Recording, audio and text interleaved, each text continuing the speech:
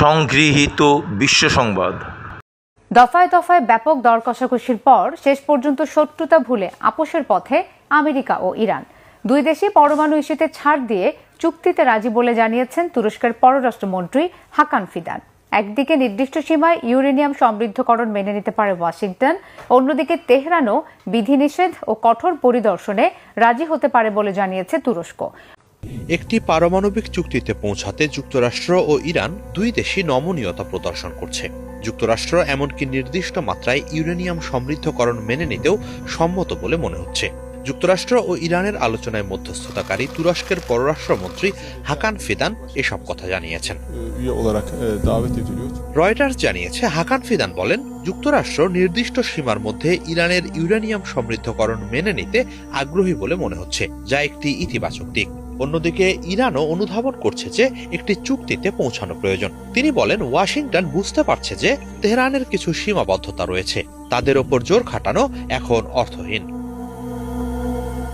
যুক্তরাষ্ট্র চায় ইরান যেন তাদের 60% পর্যন্ত সমৃদ্ধ ইউরেনিয়ামের মজুদ ত্যাগ করে। অন্যদিকে ইরানের প্রেসিডেন্ট মাসুদ পেজেশকিয়ান দৃঢ়ভাবে বলেছেন, তেহরান ইউরেনিয়াম সমৃদ্ধকরণ সহ তাদের পারমাণবিক অধিকারের দাবিতে অনড় থাকবে। ইরান যদি এখন যুক্তরাষ্ট্রের কথা মেনে নেয়, এটা চরম ভুল হবে। কারণ ইরাককে ধ্বংস করার জন্য কিন্তু ঠিক একই চুক্তি করেছিল, যে ইরাককে ধ্বংস করার আগে দাবি তুলেছিল সেখানে ব্যাপক মারণাস্ত্র আছে, নিউক্লিয়ার মারণাস্ত্র। তো সেখানে যা পায় নাই, কিন্তু দেশটাকে ধ্বংস করে দিয়েছে। আবার সাদ্দাম হোসেনকেও কী করলো, হত্যা করলো। আর জাতিসংঘকে দিয়ে স্কার্ট ক্ষেপণাস্ত্র যে ছিল সাদ্দামের, সেই 40টা স্কার্ট ক্ষেপণাস্ত্র ধ্বংস করলো জাতিসংঘকে দিয়ে। এরপরে কিন্তু একদম পুরো ধ্বংস করে দিল ইরাককে। তাই আমেরিকার সাথে এরকম কোনো চুক্তিই করা যাবে না।